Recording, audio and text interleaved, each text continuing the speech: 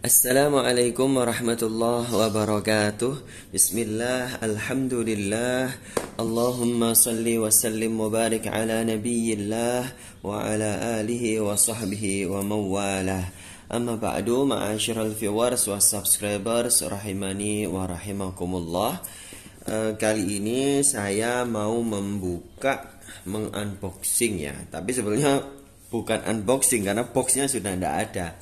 Tapi ini buku baru yang sudah terbit beberapa tahun yang lalu oleh penerbit Ummul Qura, penerbit yang saya suka banget dari kualitas cetakannya dan juga pemilihan buku-buku yang diterjemahkannya dan diterbitkannya itu bagus-bagus ya. Nah, ini buku yang belum pernah ada di Indonesia, penerbit lain belum ada. Adapun kalau kita mau ngecek di marketplace itu ada fikih 4 mazhab, tapi bukan karangan beliau Dr. Abdul Wahab Khalaf, tapi karangan dari ada namanya kitab Rahmatul Ummah. Nah itu saya penulisnya lupa siapa.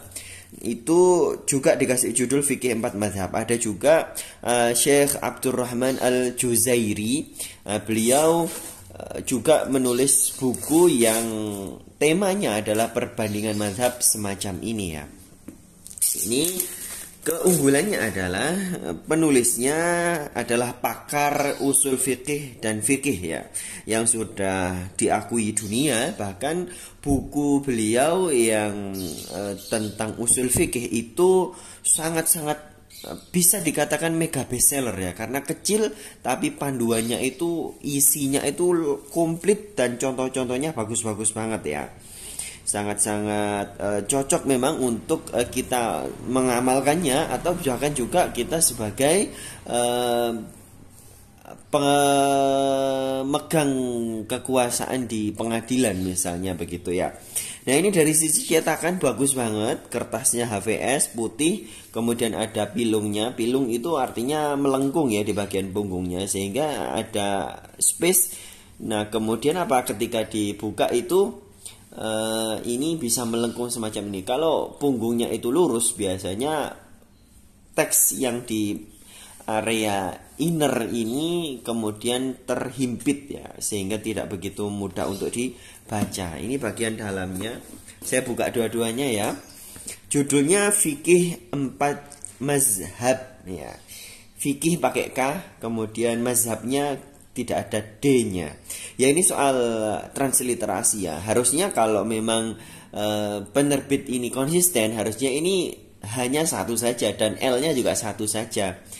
Kalau konsisten lah ya, dan juga pakai ada tanda petiknya lah, Abdul Wahab Khalaf ya. Itu kalau konsisten ya, artinya ini memang tidak konsisten. Dan nanti pencarian ketika di marketplace atau di Google itu juga agak rendah hasil pencariannya ya. Kenapa? Karena orang Indonesia pada umumnya sudah paham lah ya, penulisan mazhab itu secara Google Trends itu pakai D ya. Nah ya ini soal konsistensi penulisan saja ya. Nah ini kita buka. Dan fikih juga kalau orang agak paham agama biasanya dia sudah pakai Ki bukan K. Secara bahasa Arab juga fikih dengan fiqih itu beda.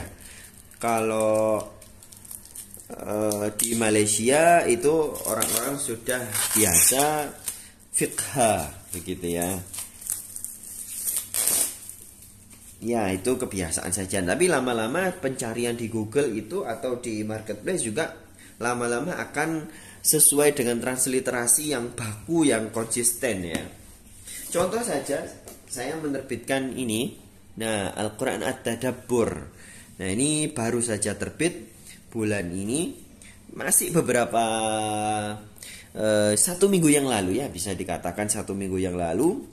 Bahkan ini belum saya bikinkan video. Insya Allah setelah inilah video launchingnya bersama tim saya. Nah, ini saya membuat konsistensi, tapi ini karena ini pekerjaan tim penerbit ya, jadi konsistensinya ya mungkin kurang konsisten ya, meskipun tidak mengurangi kualitas ya. Contoh misalnya begini, Nabi Muhammad, M-nya ada 2 ya, kelihatan ya. Nabi Muhammad, M-nya ada 2, tapi di sini Ad-Duha pakai D titik ya, kemudian H-nya ada titiknya, kemudian A-nya ada tanda kodenya semacam ini ya.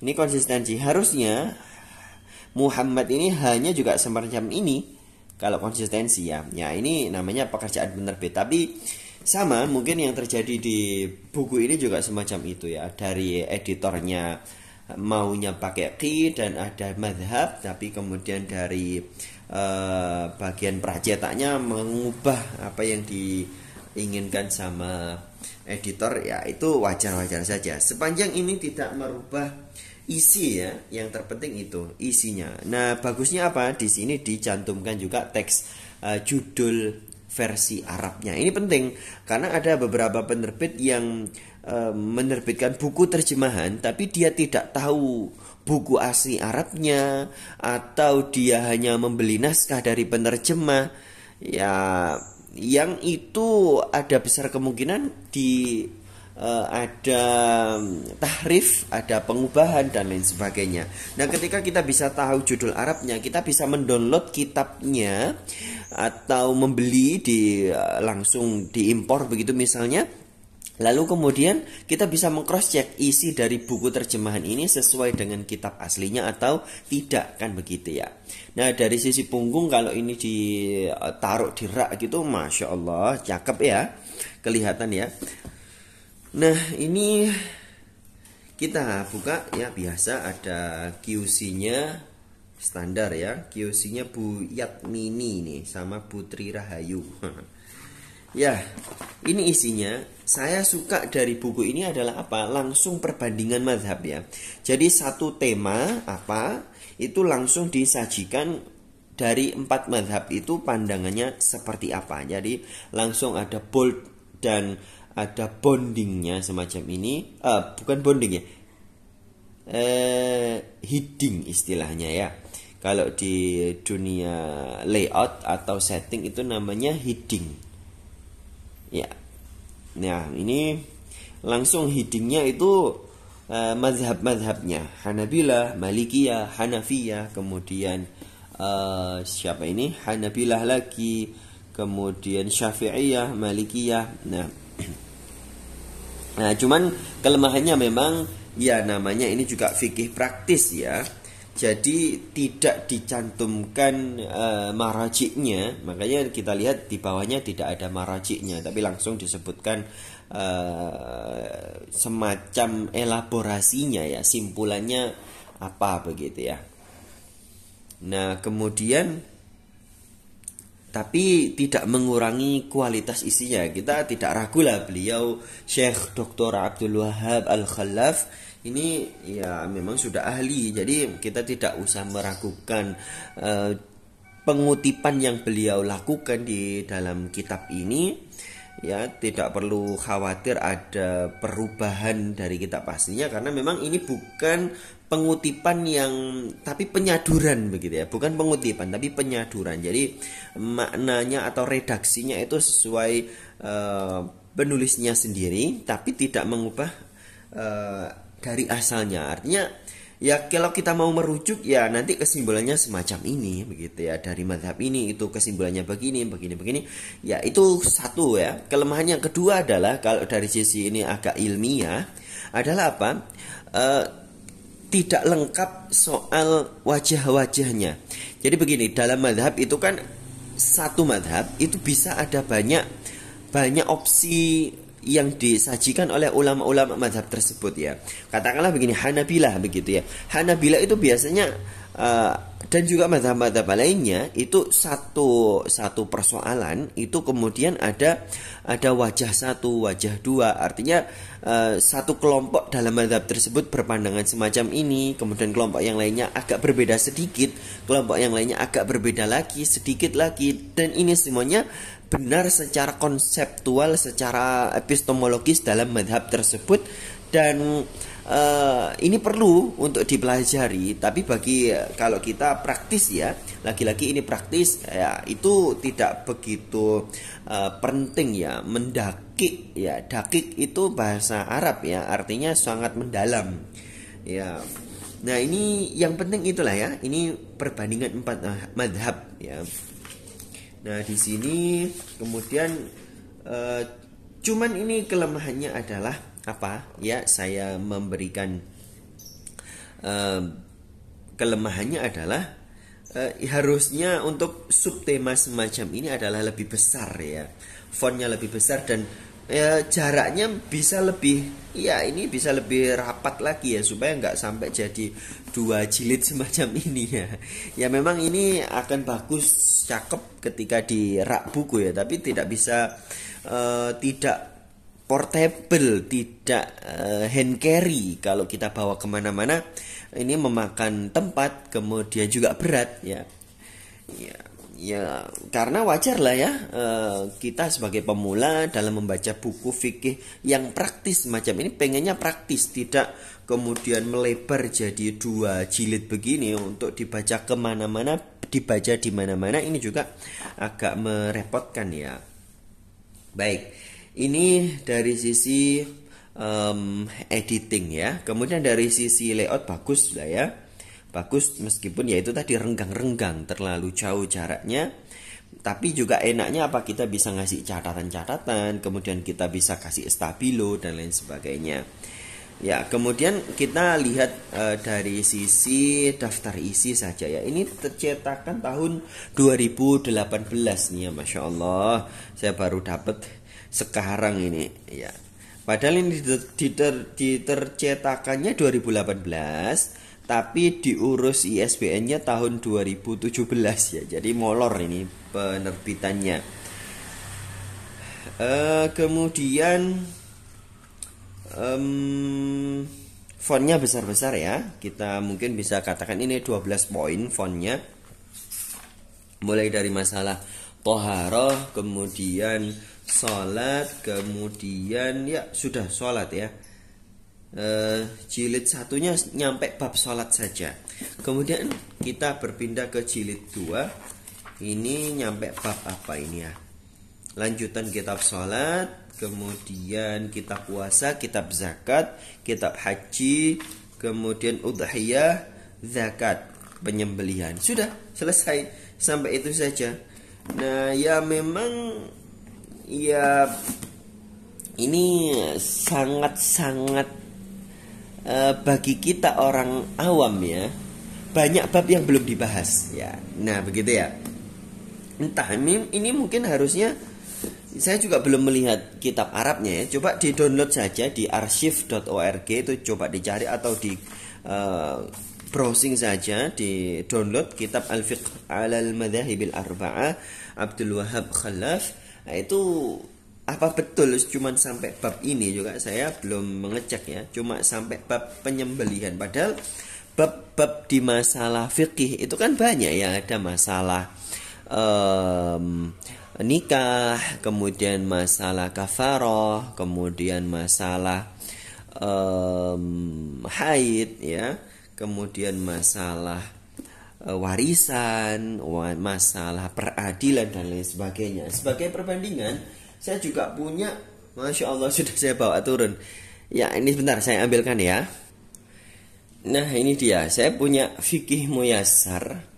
Ini terbitannya Arab Saudi ya. Jadi kita tentunya tahu lah ya bagaimana madhab atau model beragama di Arab Saudi.